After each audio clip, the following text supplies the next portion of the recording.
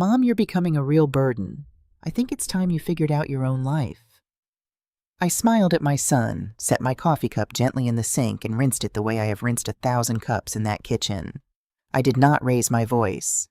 I did not let my hands shake. What Cameron did not know, standing there in his pressed shirt with his car keys already in his fist, was that within a month he would be the one standing at a locked gate 1,000 miles away, asking me for the chance to fix what he had just broken.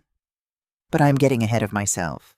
Let me take you back to the beginning, because none of this makes sense unless you understand the woman I was before the world decided I was disposable. My name is Diane Fairmont. I am 68 years old, and for the last 2 years I lived in the guest room of my son's house in a quiet suburb outside Columbus, Ohio. Before that, I spent 38 years as a private duty nurse. Not the kind of nurse who clocks in and out of a hospital ward, though I did that too when I was young. I mean the kind who sits at the bedside of one person sometimes for years, who learns the map of their pain and the shape of their fear, who holds a stranger's hand at 3 in the morning when the medication is not enough. I bathed people who could no longer lift their own arms. I fed men who had once run companies. I sat with women in their final hours while their families were too frightened to come into the room. For nearly 4 decades, my entire life was the care of people who could not care for themselves.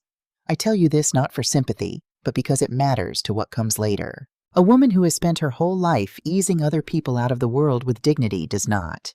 It turns out, forget her own worth as easily as her family assumed she would. This story truly begins 4 years ago when my husband Gerald died. Gerald was a carpenter, a contractor, a man who built staircases and porches and kitchen cabinets with his own 2 hands for people all over eastern Iowa. He was the kind of craftsman who ran his fingers along a joint to feel whether it was true. We were married for 41 years.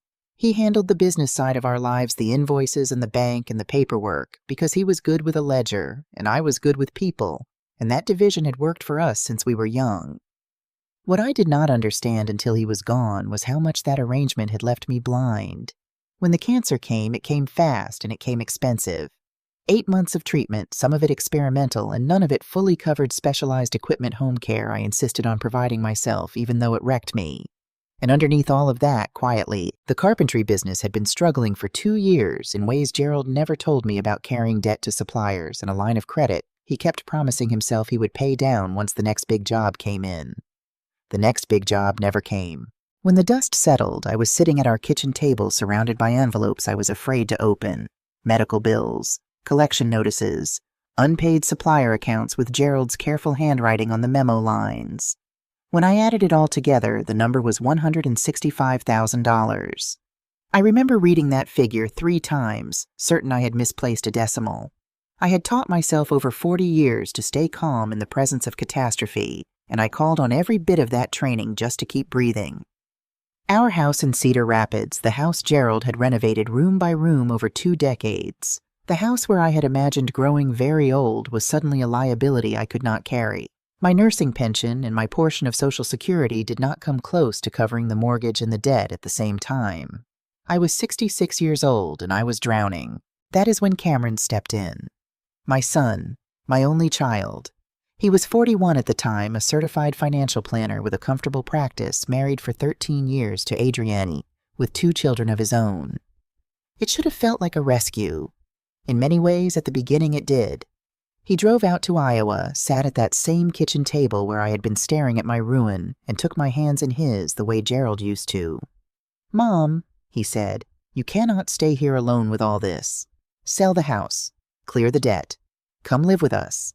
Adrienne and I have already talked about it, and we want you there." Adrienne echoed it a week later on the phone, warm and certain.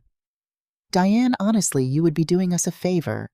Nora and Wyatt adore you, and I could use another pair of hands. It would be a blessing to have you." I believed them. Why would I not? These were the people I loved most in the world, and grief makes you desperate to be wanted. So I sold the house. The market was soft, and I needed a quick sale, and after I paid off the remaining mortgage, settled Gerald's medical bills, cleared the supplier debts, and covered the funeral expenses I had put on a credit card, I walked away with $118,000. That was it. 41 years of marriage, a lifetime of careful work, a whole house full of memories reduced to a single cashier's check. I want you to sit with that number because it becomes important. $118,000 was everything I had left in the world. And here is the part that matters most about the woman I was then. I did not keep it. Not most of it. The day I arrived in Columbus, before I had even unpacked a single box, I asked Cameron and Adrian to sit with me at their dining room table. I slid an envelope across to them. Inside was documentation for $110,000 I was giving to their household. I explained it the way a mother explains a gift she has thought about for weeks. $70,000 was meant for Nora's future, for the college fund they had told me they were worried they could not build. The remaining $40,000 was to help with the mortgage and the cost of having another person under their roof, because I refused to arrive as a burden. I kept only $8,000 for myself, a thin cushion against emergencies. Adrian actually cried. She came around the table and hugged me and said it was too much that they had not asked me for money, and I told her the truth as I understood it. This is what Gerald would have wanted. He always said family takes care of family. There is one detail from that afternoon that seemed unremarkable at the time, and I need you to remember it because everything hinges on it later. Before I handed over that money, I had spoken with my own attorney back in Iowa, a careful and old-fashioned man named Preston Hale, who had helped me untangle Gerald's estate. Preston did not like the idea of me simply giving away nearly all my remaining money with nothing on paper. "Diane," he said, "you are 66 and newly widowed. You will not do this to yourself. If you want to help your son, help him, but we structure it properly." So on his advice, the $110,000 was not a plain gift. It was documented as a secured loan, a promissory note payable on demand recorded as a second lien against the Columbus house. Preston explained it plainly. It protects you. If they treat you well and you want to forgive the debt someday, you can with a signature. But if things go wrong, you are not left with nothing. Cameron and Adrian signed the paperwork at their kitchen table without reading past the first page. To them, it was a tax formality, some accountant's nonsense their careful old mother had insisted on. Cameron actually laughed about it. "Whatever makes you comfortable, Mom." They forgot about it before the ink was dry. I did not forget. But I also did not in that moment imagine I would ever need it. I signed it the way you buy insurance you pray you never file against. Then I moved my few belongings into their guest room. It was a small space with soft gray walls, a twin bed, a narrow dresser, and one window that looked out on the neighbor's fence. It was not much, but I made it mine. I hung a photograph of Gerald on the wall where I could see it from the pillow, set out the small carved box he had made me for our 30th anniversary, and folded my nurse's cardigan over the back of the single chair. For the first time in almost a year, lying in that narrow bed, I felt something close to safe. I told myself this was my final chapter, and that it would be a good one. For a while it was. That first year was everything they had promised, and everything I had hoped. I became the heart of that household in 100 quiet ways. My nursing had trained me to be useful without being asked to notice what a home needs before anyone says it aloud, and I poured all of that into them. When Wyatt, who was 5, then fell off his bike and split his knee open on the driveway, it was Grandma who cleaned and dressed the wound while he calmed down against my shoulder, and it was Grandma he ran to for every scrape after that. When Nora, 8 years old and Sirius, wanted to learn to sew, I sat with her at the kitchen table on rainy afternoons and taught her to thread a needle and pull a straight seam, and together we made a lopsided little quilt out of fabric squares that she was so proud of she slept under it every night. I turned the weedy strip of dirt behind their house into a real vegetable garden, tomatoes and beans and herbs, and Wyatt and I would go out in the early mornings to check what had ripened. I sewed the children's Halloween costumes by hand that first October, a knight for Wyatt and a fox for Nora and Adrian, posted the photographs everywhere, and let all her friends believe she had bought them from some boutique. Adrian worked as an interior designer, staging homes for sale and decorating for clients with money, and in that first year she was genuinely grateful for me. "I do not know how you do it," she would say, "coming home to find dinner started and laundry folded and the children fed and calm. Having you here has changed our whole life." I drove the children to school and to soccer and to piano. I sat in the audience at every recital.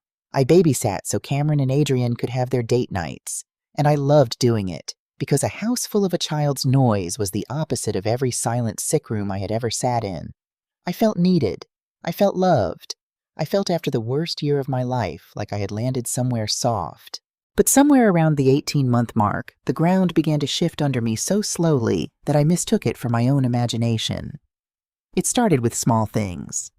Adrienne began to sigh when I offered a suggestion about the children. Cameron started answering my questions about his day with a distracted grunt instead of a conversation. There were little comments about the grocery bill going up made lightly as though joking, but repeated often enough that the joke developed an edge. There were eye rolls, quick ones, when I did not immediately understand their television remote or their thermostat that they controlled from a phone. I told myself what every person tells themselves when they do not want to see something. This is normal. Every family has an adjustment period. 2 households becoming one is hard. I had spent my whole career watching families crack under the weight of caregiving, and I told myself I simply recognized the ordinary friction of it. I was wrong, but I did not know yet how wrong. What I had learned to read on a patient's face, the small tells that a person is pulling away from you, I could not yet let myself read on my own son. I kept getting up before dawn to start the coffee. I kept dressing Wyatt's scraped knees and helping Nora with her seams. I kept planting the garden. I kept telling myself that if I were just useful enough, just quiet enough, just grateful enough, the warmth of that first year would come back. And every morning I would sit at their table while they moved around me in a hurry, and I would feel for just a moment like a piece of furniture they had learned to walk around. Then Nora would smile at me over her cereal, or Wyatt would climb into my lap and I would tuck the feeling away and tell myself I had imagined it. I had not imagined it. Looking back now from the garden of a house they cannot picture, I can see exactly when the change began, and exactly why I refused to see it. I did not want to be a burden, and so I would not let myself notice that they had already decided I was one. I had given them nearly everything I had left in the world. I had given them my days and my hands and my whole heart, and somewhere in that second year, I had quietly become the problem in a house I had helped to save. But I did not say a word. Not yet. I just lay in that narrow bed at night looking at Gerald's photograph in the dark, and I began very slowly to wonder what he would have told me to do. What none of them knew, what not one person in that house even suspected, was that 6 months after I moved into their guest room, I had received a telephone call that was quietly rearranging the entire shape of my future. I never mentioned it. I told myself at first that I did not want to jinx it, that I did not fully understand it yet myself. Later I understood my silence differently. But that call from a lawyer with a soft New England accent about a woman I had loved and buried years before was already ticking away underneath my grateful invisible little life like a seed pushing up through winter ground. I said nothing. I made their coffee. I dressed their children's wounds. And I waited, though I did not yet know for what. The call had come on an ordinary Tuesday afternoon in the spring of my first year with them. Nora and Wyatt were at school. Adrienne was at a client's house, and Cameron was shut in his home office on a conference call. I was folding a basket of the children's laundry on the guest bed, feeling as invisible as I had ever felt when my phone rang with a number I did not recognize an area code from the far northeast. I almost let it go to voicemail, certain it was a scammer hunting for a lonely widow. Something made me answer. Mrs. Fairmont, Diane Fairmont. The voice was courteous and unhurried with the flattened vowels of old New England. My name is Franklin Reeves. I am an attorney in Newport, Rhode Island. I am calling on a matter concerning the estate of Vivian Ashford. Am I correct that you knew Mrs. Ashford? Sarit te diai. I had to sit down on the edge of the bed. Vivian Ashford. I had not heard that name spoken aloud in years, and hearing it now was like a hand reaching out of the past. Yes, I said slowly. Yes, I knew Vivian. I was her nurse a long time ago. That was the plain truth of it, but it was not the whole of it. Nearly 20 years earlier, when I was still traveling for private duty work, I had spent almost 3 years living in and out of the Ashford house in Newport, caring for Vivian's husband Charles through the long decline that took him. Vivian was already a widow of that particular old money kind, no children, no close family, left a woman who had grown a little brittle inside a very large and very beautiful house. I nursed Charles to the end with the same care I gave everyone, and somewhere in those 3 years, Vivian and I stopped being employer and employee and became something rarer. We became friends. When Charles died and my work there ended, most private nurses would have moved on and never looked back. I did not. For all the years after Vivian and I wrote letters, the real kind on paper, and we telephoned on birthdays and at Christmas. I visited her twice on my own dime when I could afford it. She was prickly and proud and lonely, and I think I was one of the few people left in her life who wanted nothing from her, who called simply because I liked her voice. That friendship lasted more than 15 years after my nursing of Charles had ended. I want you to understand that clearly because it becomes important. By the time Vivian died, I had not been anyone's employee in that house for the better part of 2 decades. I had only been her friend. Mrs. Ashford passed away 3 months ago, Mr. Reeves said gently, at the age of 91. I am the attorney who has administered her affairs for many years, and I am calling because you are named in her will. I know this may come as a surprise, so I will not rush you, but I did want you to hear it directly from me. I told him I had not even known she was gone, that our last letter had been the previous autumn, and I felt the old familiar grief settle over me, the grief of a nurse who has lost yet another person she loved. Then he told me the rest, and grief made room for something I had no name for. Vivian Ashford had left the bulk of her estate to me. I did not understand it at first. I kept saying there must be a mistake, that I was nobody, that I had only been her nurse and then her friend. Mr. Reeves was patient with me in the way good lawyers are patient with shocked people. He explained that Vivian had drafted this will years earlier, long before her final illness with him personally, while she was entirely of sound mind, and that she had documented her reasoning with great care precisely because she anticipated it might one day be questioned. She had no children and no surviving close relatives. The distant cousins who existed had not spoken to her in decades, and had made it plain in her words that they were waiting for her to die. She had chosen instead to leave what she had to the one person she wrote who had cared for her family without ever asking for anything, and who had gone on caring for her when the caring was no longer her job. She was very deliberate about this, Mrs. Fairmont, Mr. Reeves said. She wanted no one to be able to say you influenced her. This was decided a long time ago in a clear mind, and she never once wavered. What kind of estate are we talking about? I finally managed to ask, sitting in my son's guest room with a basket of his children's socks in my lap. There was a small pause. The estate includes the family home on the water in Newport, which is a historic property of considerable value, along with a portfolio of investments and cash. After taxes and the costs of administration, the total will come to approximately $5,400,000. The house itself is appraised at roughly $2.1 million of that figure. I do not remember the exact words I said next. I remember the world going strangely quiet, Cameron's muffled voice still droning through the office wall about somebody's retirement portfolio, and me sitting 6 feet away silently becoming a woman worth more than $5 million, while my son planned strangers' futures and could not be bothered to ask about mine. I did not tell them. I want to be honest with you about why, because it is not a simple answer. At first I truly did not understand it well enough to speak of it.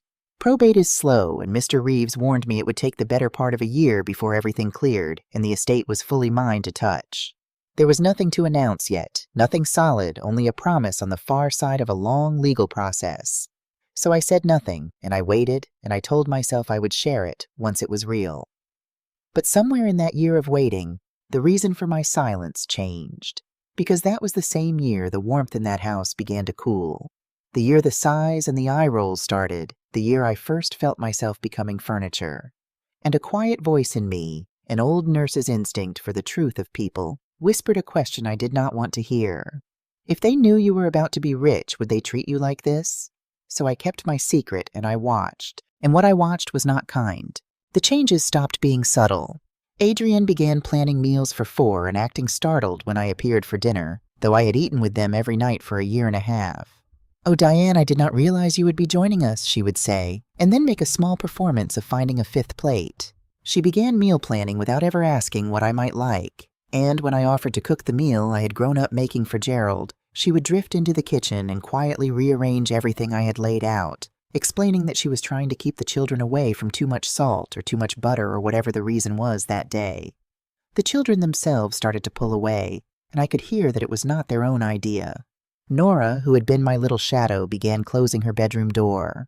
When I knocked to ask if she wanted help with a seam or her homework, she would call through the wood that Mom said she needed to learn to do things by herself. Wyatt, my sweet Wyatt, who used to run to me with every scrape, started saying that Mommy said he was a big boy now and did not need Grandma to fuss over him.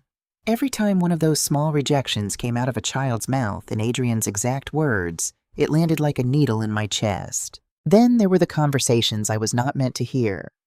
The first came on an October night when I had gone to bed early with a headache and slipped out to the kitchen near 10 for water and an aspirin.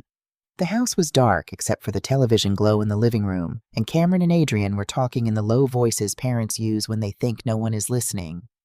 "She is always underfoot," Adrian was saying. "I cannot cook a meal without her hovering. I cannot correct my own children without her looking at me like I am being cruel. It does not feel like help anymore. It feels like she is grading me in my own home." Cameron's answer was worse than any accusation because it was so tired and so certain. I know she means well. But she is 67 years old, Adrienne. She is not going to change. And honestly, I do not think I should have to manage her feelings on top of everything else." I stood frozen in the dark hallway with an empty glass in my hand, and I understood with the clarity of a woman who has heard many families say quiet things in dark rooms that they were not describing an adjustment period. They were describing a problem they wanted solved. I went back to bed without my water and lay awake until the windows turned gray. But the true breaking point the moment I stopped hoping and started deciding came in 2 blows over that second winter.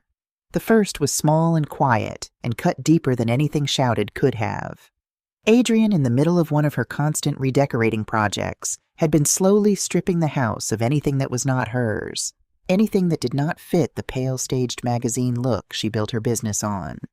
One afternoon, I came back from taking Wyatt to the dentist and found that the little quilt Nora and I had made together, our lopsided labor of love, had been folded away into a closet and replaced on the child's bed with a store-bought throw in the right shade of gray.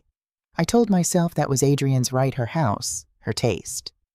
But then a week later, I noticed the rocking chair was gone from the corner of the living room. It was Gerald's chair. He had built it by hand for me when I was pregnant with Cameron, curved the arms and sanded them smooth over a whole winter, and I had rocked our son to sleep in it, and then rocked Nora and Wyatt in it too. When I asked where it had gone, Adrienne barely looked up from her phone. "Oh, it did not really work with the room. I gave it to the church rummage sale.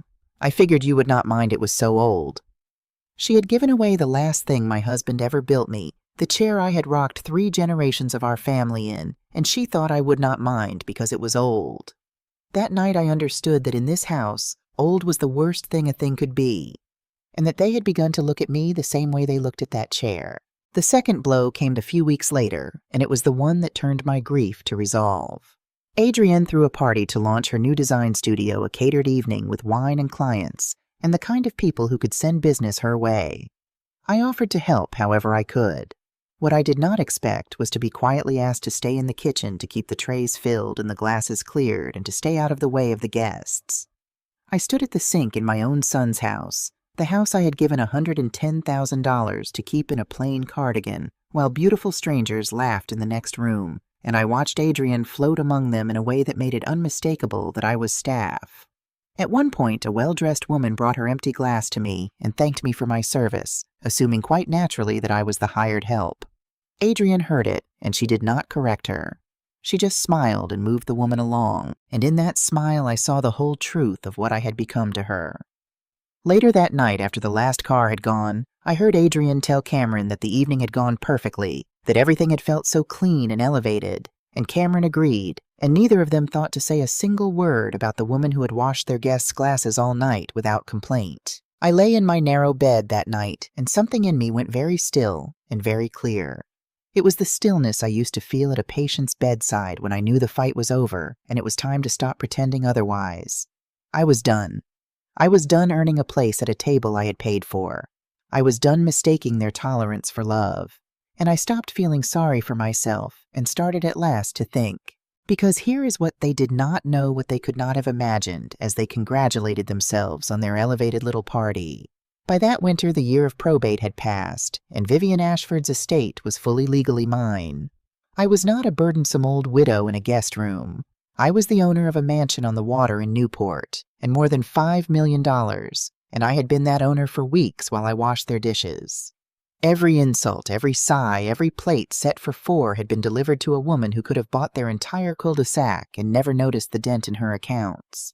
I had let them believe I had nothing, and in believing it they had shown me exactly who they were.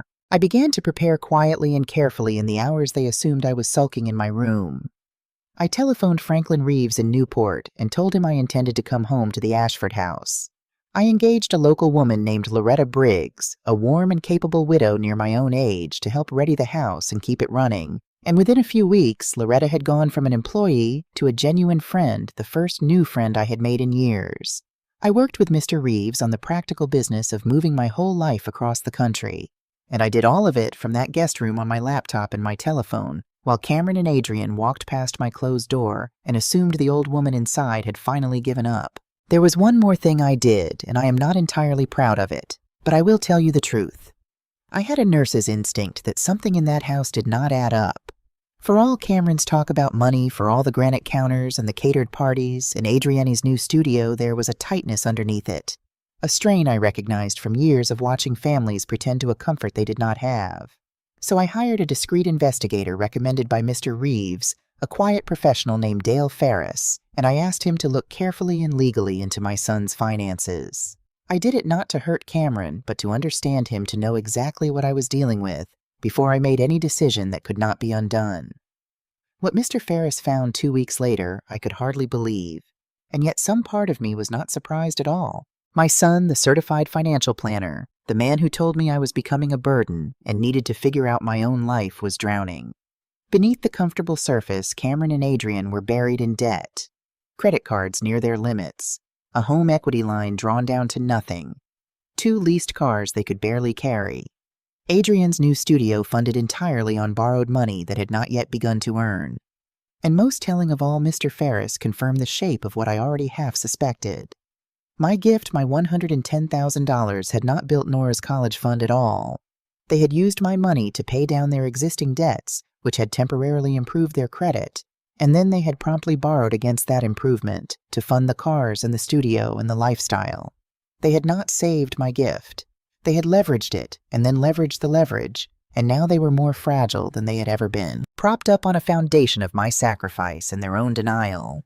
The man who managed other people's futures for a living could not manage his own, and he had looked at me, the mother quietly keeping his household afloat, and decided I was the dead weight. I sat with that report for a long time. I did not feel triumphant. I felt a strange, sad tenderness, and underneath it something harder and steadier than I had felt in years. I finally understood the ground I was standing on. I knew what they were. I knew what they owed. I knew what I owned, and I knew, though they did not, that the quiet loan documents Cameron had signed and laughed off at that kitchen table meant that a lien in my name sat recorded against the very house they were so afraid of losing. They thought I had nothing and needed them for everything. The truth was the exact reverse, and they had no idea that the reversal was already written down, signed, and waiting. All that remained was to choose the moment. And Cameron, without knowing, it was about to choose it for me. The night before everything changed, I called an old friend named Bev Callahan, who had nursed alongside me for 15 years before she retired to Arizona. I told her everything, the sighs and the silences, the quilt in the closet and Gerald's chair at the rummage sale, the party where I washed the stranger's glasses. I did not tell her about the money. I only told her about the hurt. Bev listened the way only another old nurse can, and when I finished, she asked me a question that has stayed with me ever since. "Diane," she said, "why are you still there? You have spent your whole life carrying people who could not carry themselves. Who is carrying you?" I did not have an answer, and the not having of it after so many years of always having an answer for everyone was the thing that finally set me free. I hung up the phone and I stopped waiting. The confrontation that opened this story came 2 mornings later. I was at the kitchen sink, rinsing my coffee cup, mentally rehearsing the conversation I had been preparing for weeks, when Cameron came in, already dressed for work, already impatient, wearing that expression of low irritation that had become his ordinary face around me. "Mom," he said with no good morning, "Adrian and I have talked, and we think it is time you started looking for your own place. This arrangement is not working anymore. We have been patient, but you have been here almost 2 years now, and honestly, you are becoming a real burden. I think it is time you figured out your own life."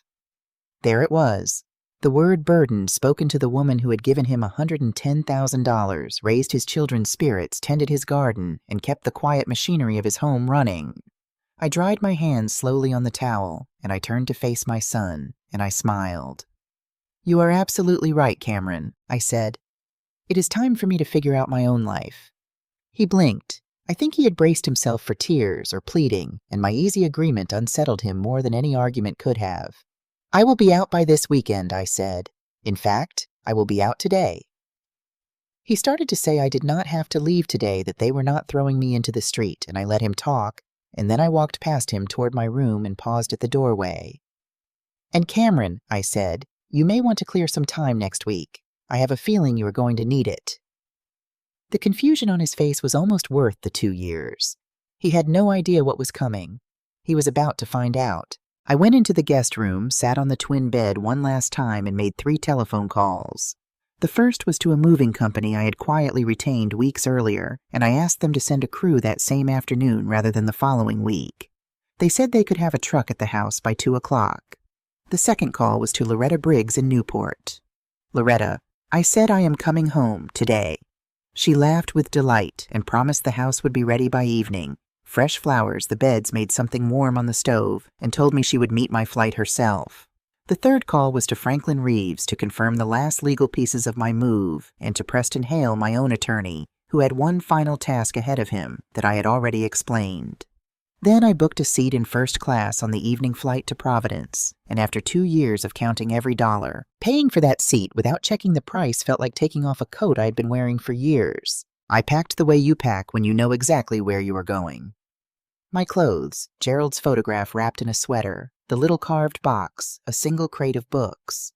Everything else, the small furnishings I had bought to make that gray room livable, I left for the movers to take, not because I needed any of it, but because I wanted the room to be completely empty when they looked at it. I wanted them to see the shape of my absence. Around 11 that morning, there was a soft knock, and Cameron stood in the doorway looking at the stripped bed and the suitcases, and behind him, Adrian hovered near the kitchen, pretending to be busy. You are really leaving today? He asked. Where will you even go? Do you have a place? Do you need help finding somewhere? His sudden concern would have touched me 2 years earlier. Now it only looked like a guilty conscience wearing the costume of a dutiful son. I have somewhere to go, I said simply. And then, because I could not help it, I asked him a question of my own. Cameron, in the 2 years I have lived here, how many times did you ask me how my day was? How many times did you ask whether I was happy? How many times did you include me in a single decision that mattered? He opened his mouth and closed it again, and the silence stretched between us and answered for him. I thought you were happy here, he finally said.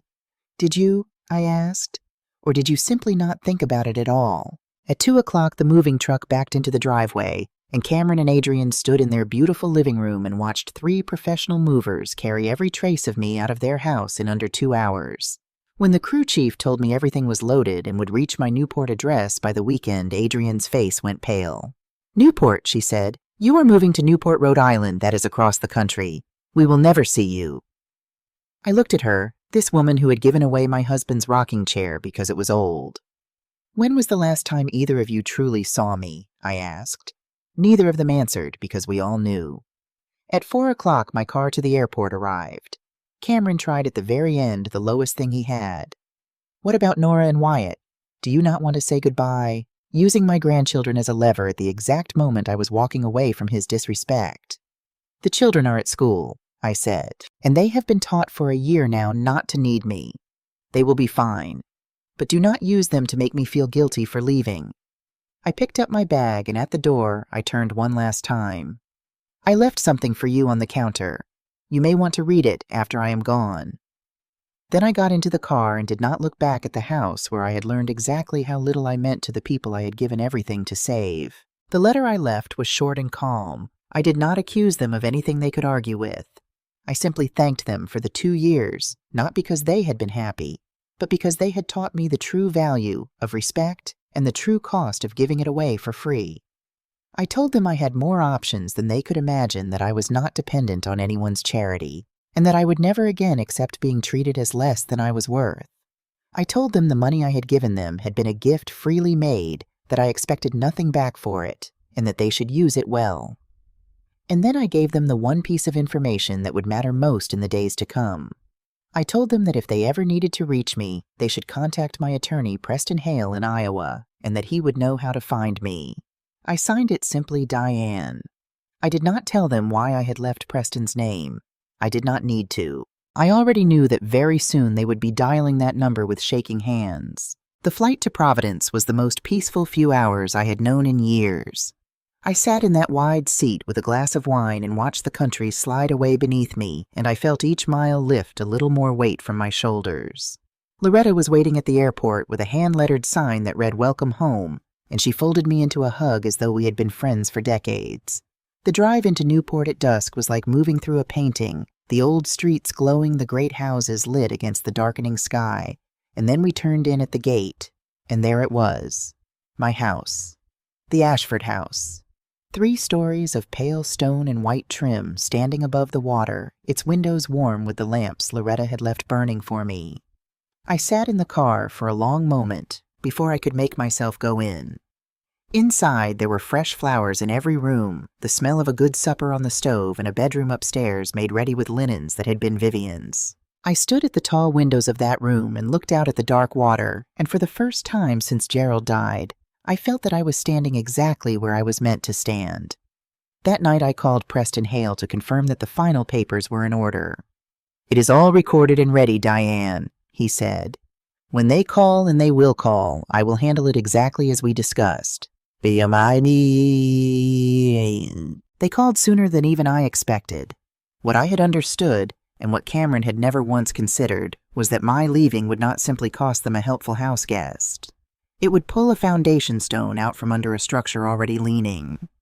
Within days, the strain I had watched them hide for months broke into the open. Their monthly numbers, which had only ever balanced because of my quiet presence and the last of my contributions, no longer balanced at all. And so they did what people in their position do. They went to refinance to pull their scattered debts into one loan they could survive to lower the payments before everything came down. That is when they ran into the thing Cameron had signed and laughed off at his own kitchen table nearly 2 years earlier. I know how it went because Sharon Kessler, the mortgage broker they hired later, spoke with Preston in the ordinary course of things.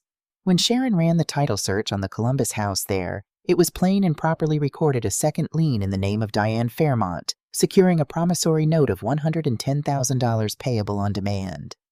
No lender would refinance into a better position while that junior lien sat there unless the lien holder agreed to step aside, and I had instructed Preston that I would not step aside. The refinance died on the spot, so they tried to sell instead, and Sharon ran the numbers on that too, and they were worse. Between the first mortgage, my recorded lien that would have to be paid in full at closing the realtor's fees, and their other debts, they would walk away from a sale owing money rather than collecting it. They were trapped in a house they could not refinance and could not sell, held there by a document they had signed without reading in favor of the mother they had just called a burden. And then Preston, on my instruction, and entirely within his rights, sent formal notice that the demand note was in fact being called. Cameron found the letter I had left, saw Preston Hale's name, and called it. Preston told me about the conversation afterward, and I will tell it to you as he told it to me. "Mr. Hale," Cameron said, "my mother left me your number. I need to reach her. It is urgent." And Preston, in his dry and courteous way, answered, "Mr. Fairmont, I have been expecting your call." That sentence, Preston said, seemed to knock the wind out of my son. Cameron explained the crisis, the refinance that had collapsed the lien, the note being called the very real possibility that they would lose the house. He asked whether his mother might come back, or at least release the lien, or co-sign something, anything. Preston listened to all of it, and then delivered the message I had asked him to hold ready. "Your mother asked me to relay something should you call seeking help. She said to tell you that she hopes you will find a way to figure out your own life." My own words, handed back to my son through a lawyer with the same neat finality with which he had handed them to me over a coffee cup. Cameron was quiet for a long time, Preston said. Then he asked in a smaller voice how his mother had suddenly come to own a house in Newport, and Preston told him only that perhaps that was a conversation he should have with her directly. He did not wait for me to call. 2 weeks before he would lose the Columbus house, my son booked a flight to Rhode Island without asking permission, told Adrian he would be back in 2 days, and came to find me in person. I know now that he came without a plan, that by then the money almost did not matter to him, that what had begun to haunt him in those sleepless weeks was not the house, but the growing understanding of what he had thrown away. When the taxi brought him through my gate, Loretta answered the door before he could knock. "You must be Cameron," she said gently. "Your mother is in the garden. She has been expecting you." He walked through the Ashford house in a daze past the gleaming floors and the tall windows and the rooms full of quiet beauty, and out to the back garden above the water where I sat at an iron table under an old tree with a book and a pot of tea. I looked up at my son, and I watched him take in the whole of it, and I watched him understand all at once how completely he had misjudged the woman he had pushed out of his home. He did not try to defend himself. He sat down across from me, and he wept. And when he could speak, he apologized not for the crisis, but for the 2 years, for the sighs and the silences, for letting Adrian give away his father's chair, for never asking about my day, for calling me a burden. I let him say all of it. Then I asked him the question I had come to Newport carrying. "Cameron, if your house were not being lost, would you be sitting in my garden right now?" He opened his mouth to say yes, and then he stopped because he was at last trying to be an honest man. "I do not know," he admitted. "At least that is the truth," I said. We sat with that for a while, and then I told him what he had come 3,000 miles not quite daring to ask. "Cameron, I inherited an estate almost 2 years ago from a woman I once nursed and then loved as a friend. After everything, it comes to about $5,400,000. This house is a little over $2 million of it. I have been a wealthy woman since before that Christmas party, since before you called me a burden. I could pay off every debt you have with a single telephone call and never feel it." The color left his face entirely. "You lived in our guest room," he whispered. "You washed the glasses at Adriani's party. Why did you not tell us?" "Because I wanted to know how you would treat me when you believed I had nothing," I said. "And now I know." He asked me then the only question that mattered, whether there was any way back. And here is where I want you to understand the woman I had become, because it would have been easy to send him home to ruin and call it justice. I told him the truth. I could stop the foreclosure with one call, but I am not going to. You need to feel the weight of your own choices, Cameron. You are a grown man, and grown men are not owed rescue by the people they discard. He nodded and did not argue because he knew it was fair. "But that," I said, and I watched a small light come back into his ruined face. "I will not let Nora and Wyatt suffer for their parents' failures." I told him what I was prepared to offer. I owned among Vivian's properties a modest house in a good neighborhood in Newport near good schools, and I would let his family rent it at a rent so low it was nearly a kindness, so that they could leave the debt behind, start over, and give my grandchildren stability. But I would not pay their debts, and I would not co-sign their lives, and there were conditions. "You will treat me with respect, not because you need something from me, but because I have earned it. You will include me as a person, not summon me as a convenience. And you should know that I am not the woman who lived in your guest room. I have my own life here now, my own friends, my own work. I will be your family, but as an equal, never again as your servant. If you move here and fall back into the old patterns, I will end the arrangement, and you will be on your own. I will not offer this twice." He accepted before I finished speaking. They lost the Columbus house, as I had told him they would. Cameron took a significant pay cut to find work in Newport. Adrian closed the studio that had been built on borrowed money and started again smaller and honest, doing staging work for a local agency. They moved into the little rented house with their 2 children and their used cars, and for the first time in years, no debt riding on their backs. It was hard for them that first stretch, but it was real. And slowly across the seasons, something began to mend. It was never the way it had been in that first false year in Columbus, where I earned my keep by making myself useful. This was different. I kept my boundaries. I did not babysit on demand or solve their problems for them. I had my volunteer afternoons at the Newport Literacy Center, my seat on the board of the Historical Society, my standing supper with Loretta on Thursdays. But I went to Nora's school recitals and Wyatt's soccer games. I hosted family dinners at the Ashford house, where every voice at the table was heard, including mine. And Cameron, for the first time in his adult life, began to ask me how my day had been, and to actually wait for the answer. I will not pretend I did it perfectly, or that they earned their way back overnight. Trust that has been broken is rebuilt one ordinary kindness at a time. And there were setbacks and hard conversations. But there came a Sunday a few years on when I stood in the small garden behind their rented house, teaching Nora to plant roses while Wyatt helped Loretta carry out the lunch, And I looked at my son laughing with his wife over a grill debt-free and humbled and finally awake. And I understood that we had built something sturdier than the pretty hollow thing we had before. They had less money than they once did. They had far more of everything that mattered. 6 years after the morning Cameron called me a burden, I sat in my garden above the water and read a letter from Nora, who was 15 now and had grown into a serious, gifted girl. She had been accepted into a competitive summer program in textile and design, and she wanted me to be the first to know. "I think I get my love of making things with my hands from you, Grandma," she wrote. "You taught me that it is all right to want beautiful things as long as you are willing to work for them and never look down on the people who help you get there." I folded her letter and set it in the box where I keep all my grandchildren's letters next to the last one Vivian ever sent me. My phone buzzed a moment later with a message from Cameron. "Mom, we are having a barbecue Sunday. No pressure if you are busy, but we would love to have you there. Can you bring anything?" I looked out at the water for a while before I answered, thinking of Gerald and of Vivian, and of a rocking chair given away to a rummage sale, and of a woman who had spent her whole life carrying other people and had finally learned to let herself be carried too. Then I typed my reply. "I would love to come. What should I bring?" His answer came back at once. "Just yourself. That is all we need." And for the first time in a very long time, I believed that it was true. Because the truth I had learned, the truth that cost me nearly everything before it gave me everything back, is this. Sometimes the greatest gift you can give the people who wronged you is not forgiveness handed over cheap, but the chance to prove they are better than their worst behavior.